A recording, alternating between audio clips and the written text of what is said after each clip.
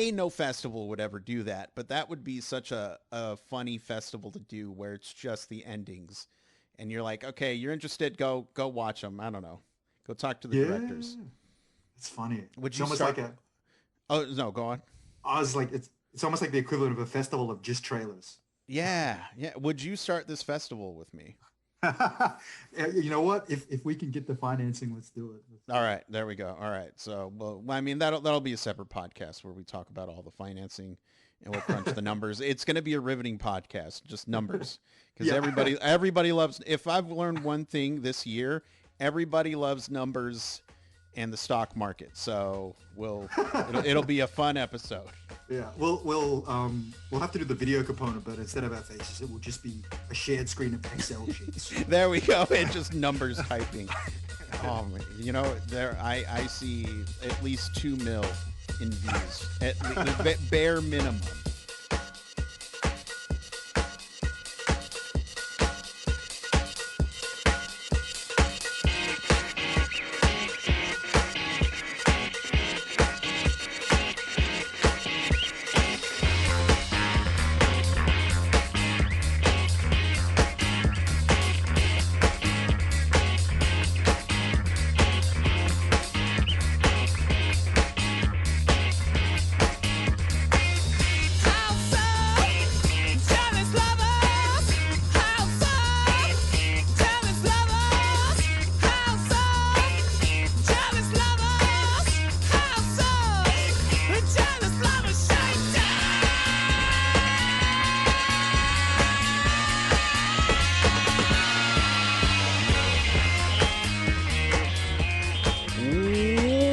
Welcome, everybody, to Casting for Two, the podcast, as always, hosted by me, Chris. Welcome, everybody, to episode number 421. Great episode for you all today.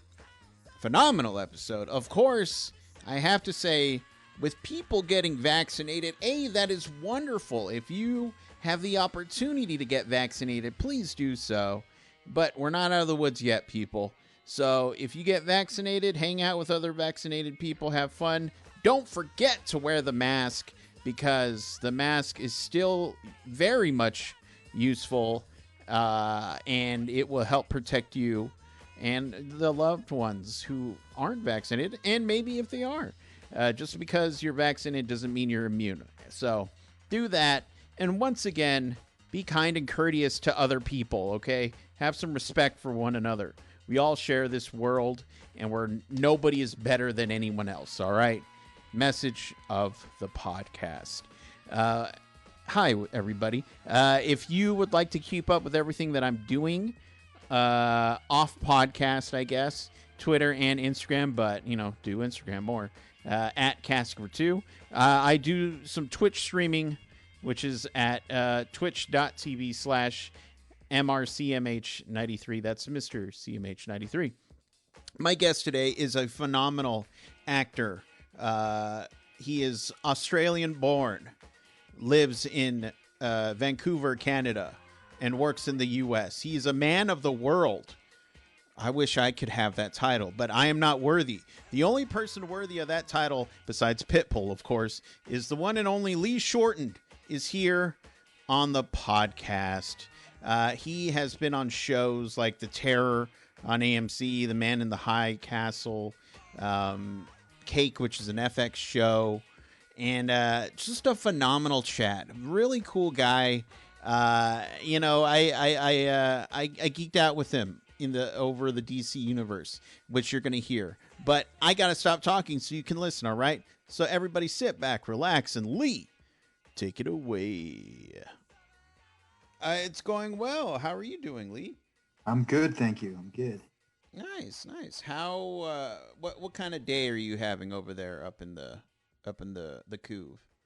Oh, I'm back in LA. I've been back You're in LA back in for LA. Oh, yeah. So well. Okay. So, what kind of day are you having back in the LA? I was having a good day until I just saw that video of that 65-year-old Filipino woman. Oh no, yeah. Yeah. But otherwise, Yeah. It's look, I don't want to go too political or too anything, but this isn't political or anything because it's just human decency, and it's just crazy that that shit is happening. Yeah, pretty much. Pretty much. It makes no sense, but whatever. Yeah, not really. It's bizarre. It's bizarre. Yeah, yeah. Okay, so where are you? Because I know you're Canadian, right? Well, I'm technically an Australian, Australian. um, Okay, okay, okay. but I Australian citizen, Canadian permanent resident. Right. Okay. But I split my time. I'm in LA like half of the year, anyways. Okay. Okay. Now, okay, so as a person who I don't want to say outside looking in, but you kind of are. Um, what what is your impression of America right now? That is a that is a And, heavy and question. I know so I have a friend who lives an island off of Bangkok, and she's coming back to the States. And she was asking me, how is it in the States? And obviously, since I live here, I know it's all bad, it's all crappy, but I don't know how it looks to somebody who's on the outside, and I'm just curious, your thoughts. Yeah, are we on the record right now? Yeah, we are on the record. We can On the always record. be off the record, so No, that's no problem. I mean, look, it's funny because like I grew up in like many of us, you idolize America.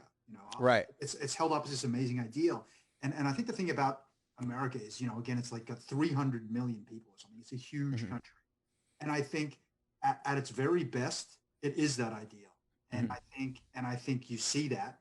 But then I think the unfortunate thing, I think, especially in this day and age, is there's like, I'm not going to pick a number, but there's this small group, this vocal minority that I think there is something deeply wrong with. I think there's a lack Yeah. of like empathy in that small group.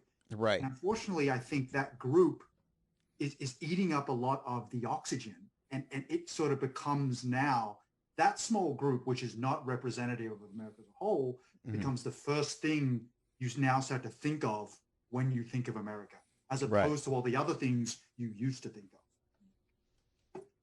Right. Right. No, I get it, and it's that thing of uh that small group is way more vocal because the other group, the other side, whatever sides you want to say, they tend to be more, oh, let's take the high road. Let's let's chill, let's be bigger, whatever, however you want to say it.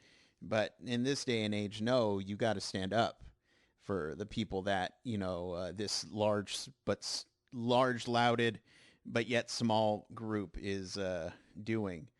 And Yeah. yeah, it because I went to school in British Columbia in Victoria, and it was like, I love Canada. I love British Columbia. Like, if I could, I'd be there right now. But it's one of those things is that when I was visiting and going to school, one of my friends was just like, I'm surprised you're not an asshole. And I'm and I'm just, oh, okay, why do you say that? And that's not just a humble brag or anything, but I was just like, that's interesting. Why do you say that? And he says, well, because America, there's a lot of people there, so the odds of running into somebody who's a jerk is pretty high. So that's why when you were a good, nice guy, I was just, oh, okay. And so that took him by surprise, and that blew my mind because I was just, oh, okay, that makes sense. Yeah, I get it. No wonder, and this is the first time I'd ever really could comprehend leaving the outside the U.S. and seeing what it was from the outside. Right, right. I mean, to be fair, Hmm. I think, and again, I grew up in Australia, so Yeah. but I think few countries on the earth have reckoned with their past, because Hmm. like no country is perfect, No, no. and like walking down the streets of Vancouver, one of the most liberal cities in Canada, you know, people will still like, I had a random stranger come up to me and just like, literally I'm walking down the street and he's like, F you chink, just to my face and then walks off. So it's like, it's not a uniquely American thing. Right. You just happen to be dominating the news cycle. Correct. No, I mean, yeah, I mean, assholes, they're everywhere. It isn't, it doesn't matter where they come from. They're going to be out there. But, and talk about past, I truly feel like, yourself being Australian, Australians got the better end of the stick. You know what I mean? They're like, you know what? We're gonna send all these Australians to this one giant island, and to get rid of them. And Australians are just like, okay, cool, all right. And you guys grow up tough because there's literally everything can kill you, because you got those spiders in the water and stuff like that. And you're just like, yeah, we can take it because we're awesome. We're over here by ourselves. So I feel like Australian made out good in that situation. Yeah, I mean, again, not to get too political, I guess, but yeah, white Australians got off pretty well. Oh, okay, yes. The indigenous Australians who are probably like, that's true. They're on the opposite end of that. So. That's true. That is true. Yep. There's always a yin and yang, or good or bad, however you want to say it. But are you in LA for work, or are you? Yes. Are you just yeah? I am. Yeah. How have you been working throughout the pandemic? I didn't work until August last year. So the first half of the year was very slow, and then it picked up, and then I've been pretty consistent, luckily. Knock on wood. So. Yeah. As far as those months, those blackout months when you're just like, nothing's coming up, because obviously we're all going through the same situation, which is a unique thing, to say the least. But in that time, did you find yourself tapping into your creativity, or were you just focusing on yourself, your body, your mind? Like what was occupying that time? The first couple of months, I think it was like just in a bit of denial, and you're just trying to live your life normally. Then there was like the funk, where I just binged, like I rewatched like all of Futurama, all of Community, like every comfort sitcom on the face of the earth.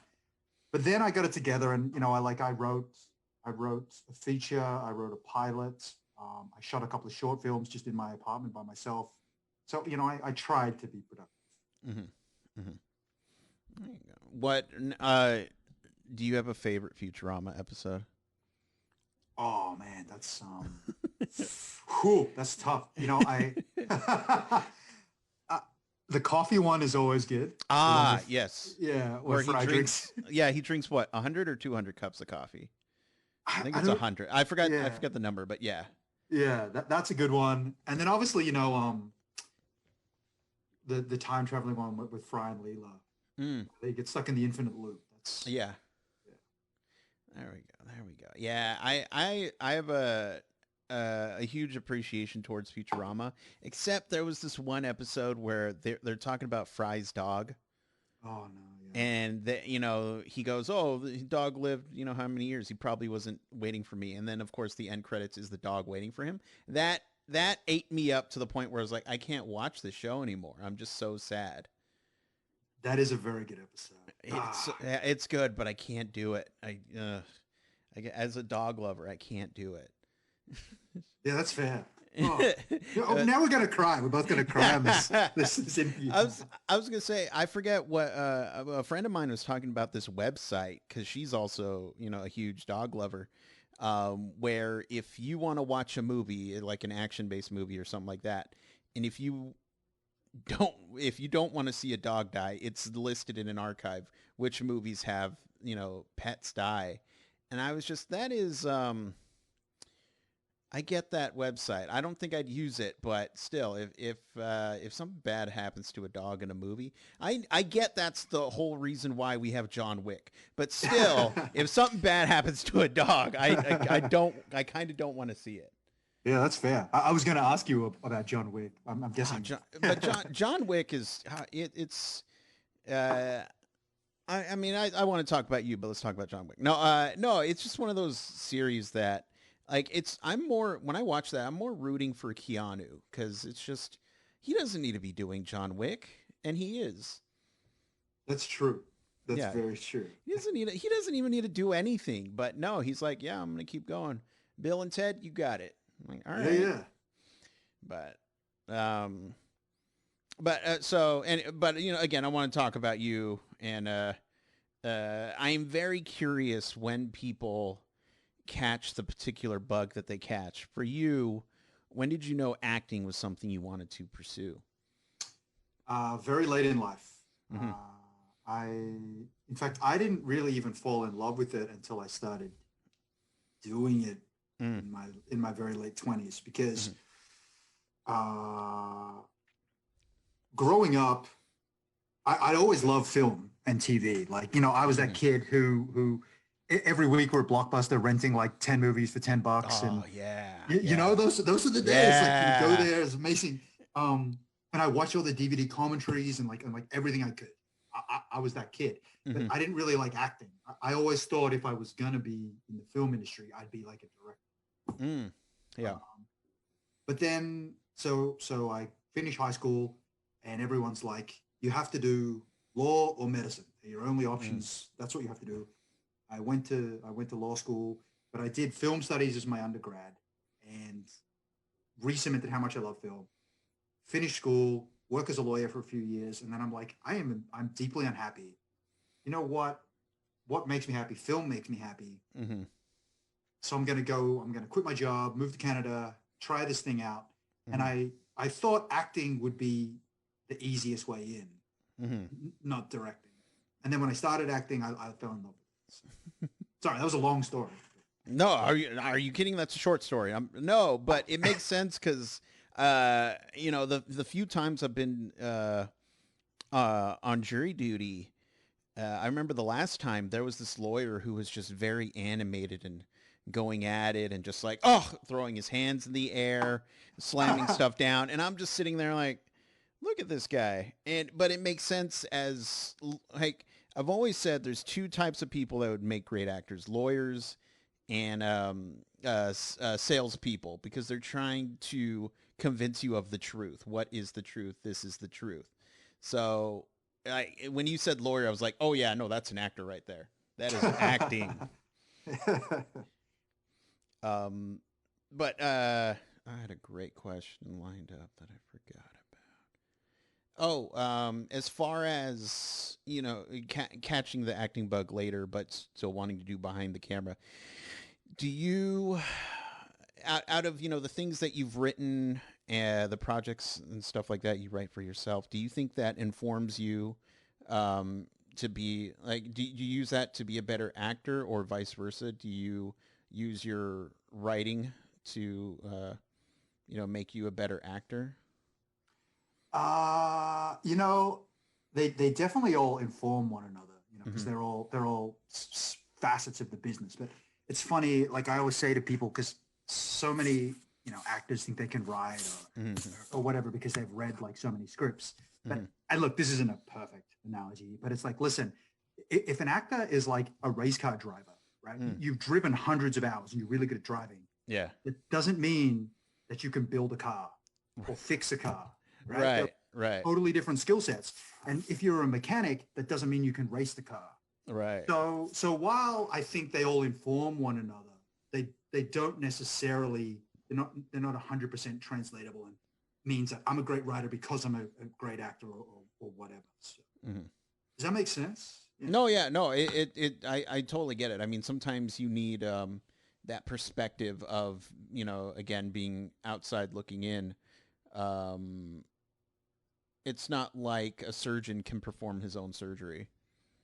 No, and it's like it's this kind of thing of like when you're an actor, your focus is like super like tunnel vision. All I care Mm, about is my character. What does my character want? What is my character doing? right, Whereas like writers and directors are so much more like global. They're like, what is the structure? What is the right, tone? right.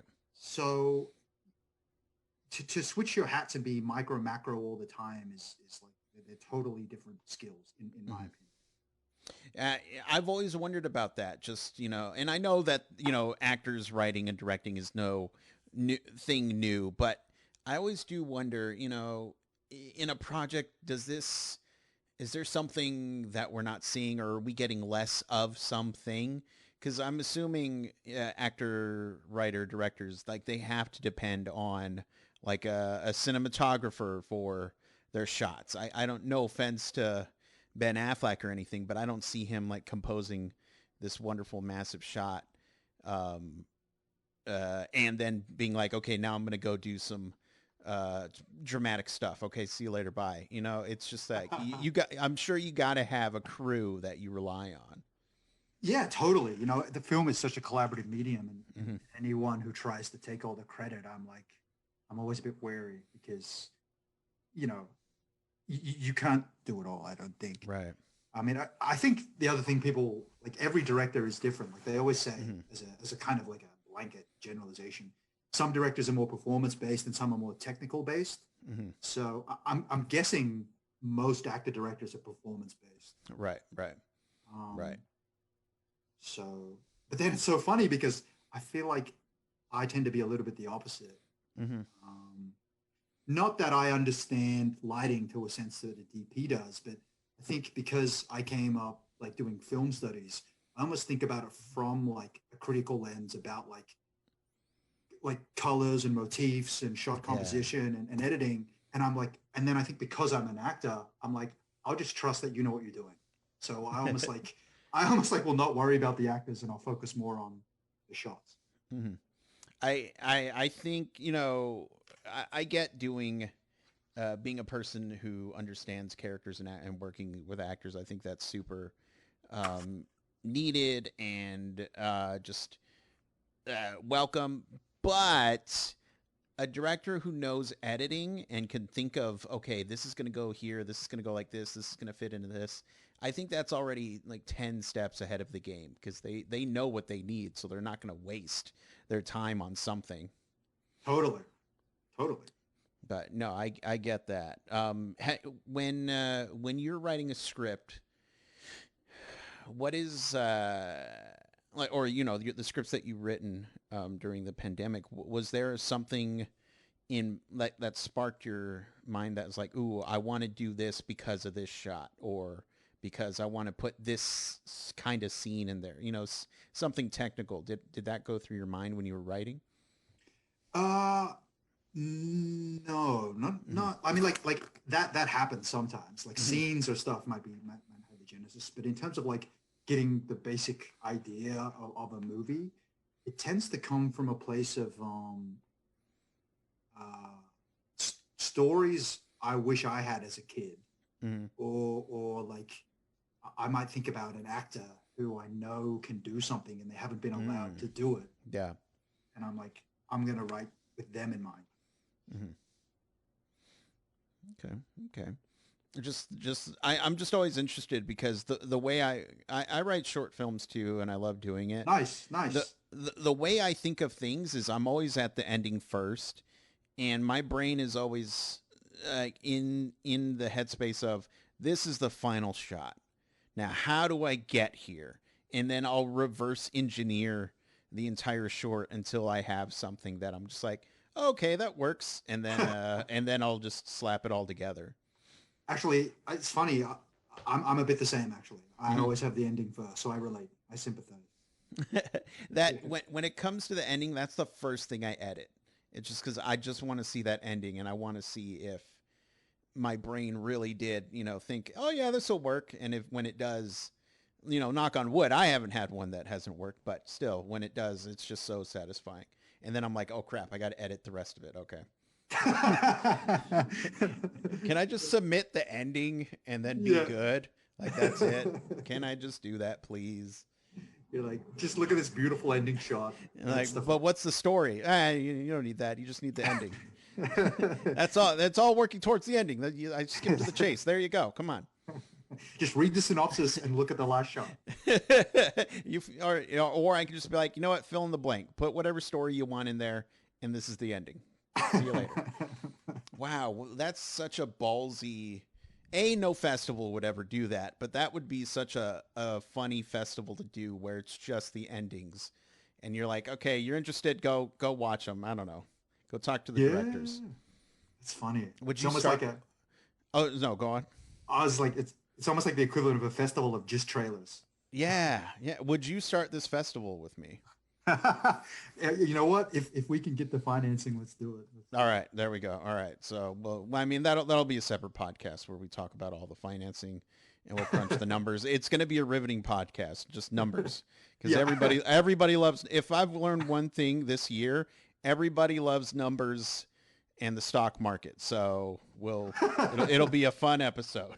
Yeah, we'll have to do the video component, but instead of our faces, it will just be a shared screen of Excel sheets. There we go. And just numbers typing. I see at least 2 mil in views at the bare minimum. Absolutely. So if there's advertisers out there, they need to call us right now. And call us right now. Yeah, I know we're recording right now, but call us anyway. You have our numbers. It's fine. But so as far as acting goes, I'm curious, are there, because you have a pretty diverse resume of characters, is there a certain type of character that you would love to play? Oh man, I mean like a certain type of character in a certain type of genre, I guess I should say. I mean the young kid in me is like, I got to be a supervillain one day. Oh, yeah. I got to be Why a villain? Well, I think part of the appeal for me of acting is not being myself. Yeah. Okay. Makes sense. So I just think, and I was, I think being the hero, being the lead of a film or a TV show is very hard because you also shoulder the narrative. Mm-hmm. So I think when you're a supporting character of the villain, there's so much more you can play and have so much more fun because you don't have the burden of carrying this whole thing. Right. What and so to you, because I know, no offense to any of the superhero movies, but it's very rare that a villain is just like, oh my gosh, it's like I want to play that villain. To be honest with you, the last villain I saw was probably like Heath Ledger's Joker. That I'm like, wow, okay. What to you makes a great villain? Well, I think about this a lot in a non-disturbing way. Yeah. Like I think there's two types of villains in my mind, and they depend on the stories. There is the villain who what makes them great is you cannot comprehend them. They're just this unstoppable, scary force of nature, and that's like the Joker, that's like the Terminator, that's like Jaws, Mike Myers, right? Yeah. Then the other type of villain is the villain that is so understandable and the position seems so reasonable.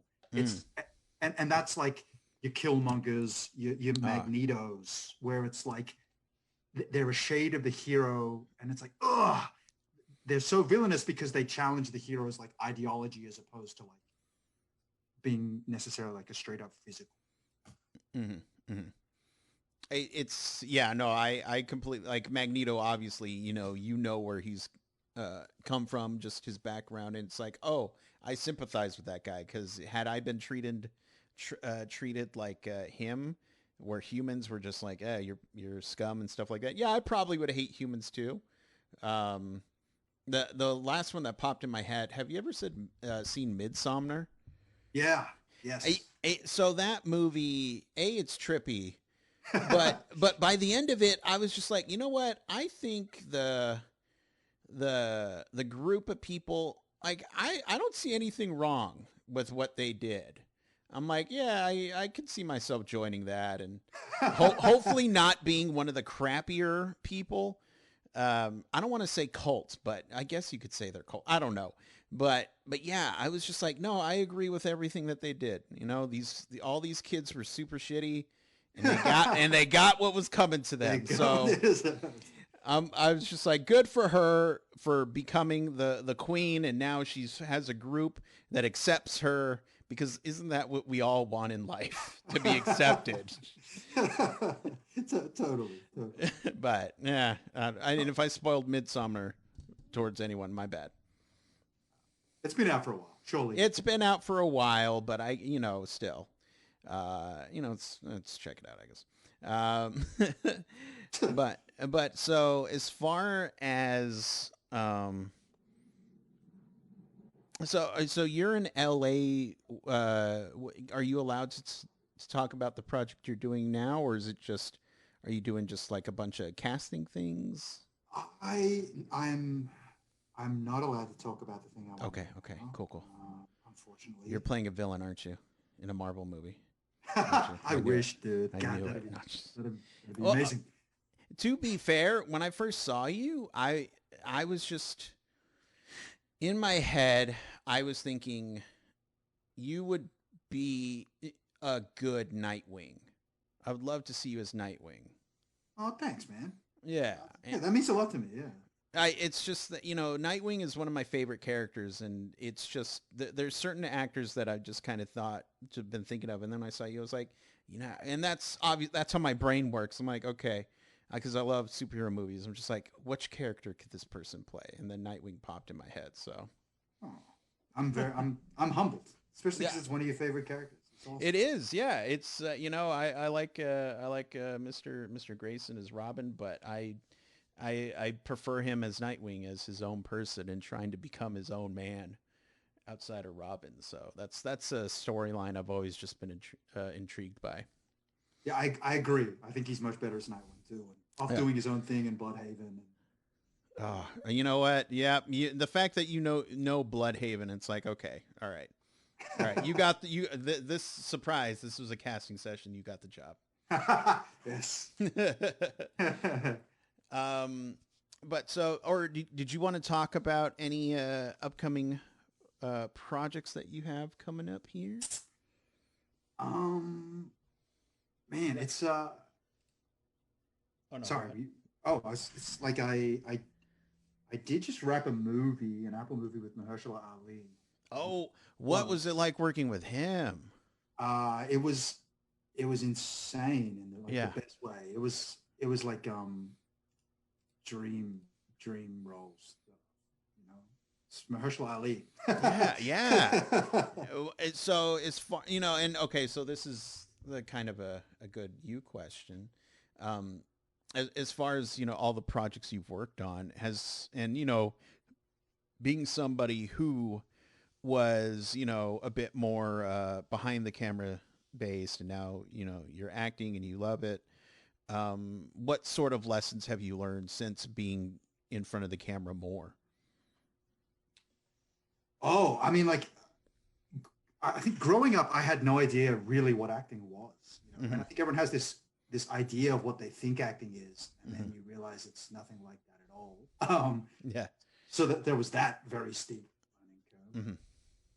And then what I think I've learned from working like lately with some really big heavy hitters is it's also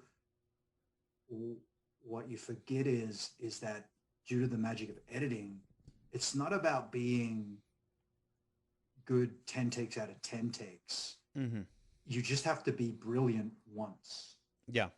So you can be free and you can take more risks and you can kind of do things, assuming the production has the time, because you don't always have the time.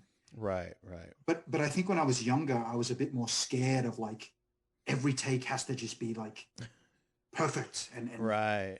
And it's like each take should be like kind of close to the last one we just did and like maybe just a little bit better, as opposed to like every take let's just play. Yeah, I think that's again, learning about editing and stuff like that, and it's going to get chopped up or something else, so it's just like if you need to spread it out, that's fine. Also, another thing that always surprises me, when there's coverage happening, some actors don't really need to be in the moment that much if the camera's not on them. I don't know if that's what you do. But it always surprises me when somebody is able to just be that on for that coverage and then continue to be on for, you know, if they're filming their scene or if they're not. You know, it's just the length an actor is willing to go always blows my mind as far as their mental capacity, because I'd just be like, are you tired or what? Like, oh my gosh, being that open all day, that's got to be exhausting. Yeah, it is, surprisingly, isn't it? Like I'm done by the end of the day. Yeah. In terms of coverage, I think you're right, and I think you take it, you know, case by case, because you know, if it's really going to help my scene partner, like dramatically improve what they're doing, I'll usually try to go there. But if it's like they don't really need it, then I'm gonna save it. You know what? We're gonna get a tennis ball and a stick. Well, CGI, you know, you're good. See you later. No, well, as far as character work, are you when you know they call cut for the day, you've done this heavy emotional scene, are you the type of person that, okay, I need to take a minute to step out of this character, or are you able to just, okay, bye, see you tomorrow, and then, you know, hang out and eat, or, you know, something like that? I think maybe my background as a lawyer helps me just like compartmentalize and dissociate very well, because I'm usually just like, all right, thanks for a good day. See you guys tomorrow. Yeah. There you go. Yeah. Yeah. No, I get that. I get that. I mean, I'm not an actor. I've acted in a few things, but it's never anything that's like, I've been crying all day or anything. It's just like I'm the best friend, and I say funny things and I get out. So yeah, so just being the guy who's like, all right, see you guys later, have fun. I love that. That is just the best. It's a lot of fun. Yeah. But so for the people at home who would like to keep up with everything that you're doing and follow you online and see your future casting as Nightwing, where can they do all that? Yeah, I'm on Instagram and Twitter both at LC Shorten. So that's it. And then I do have a show out right now that you can watch on FX or Hulu called 9 Films About Technology. So if you have Hulu, you should check that out. There you go. There you go. But Lee, thank you for taking the time to chat with me. I hope you are doing well and staying safe in LA. Thanks, man. You know, I don't know how the situation is over there, but still, I want you to stay safe and stay healthy and all that good stuff. All right. Yeah, thank you, man. I appreciate that. And you too. You too. Oh, thank you. Thank you. Oh, yeah. I never leave the house, so I'm good. I don't leave, and I don't want to. So, yeah, it'll be a real shock to my system when I eventually have to leave. or will you have to? Or will that? If that's one thing that's proven everybody for the past year, is that we don't need to leave our house to do anything. Yeah, it's crazy. Yeah, that's the American way. We stay at home, and it comes to us. But yeah, anytime you want to come back, let me know. I'd be happy to have you on, and then we'll crunch those numbers. Oh, thanks, man. We'll get Appreciate that film festival going. Sweet. But you have a good day, all right? All right, you too, man. All right. Bye-bye. See you. Bye.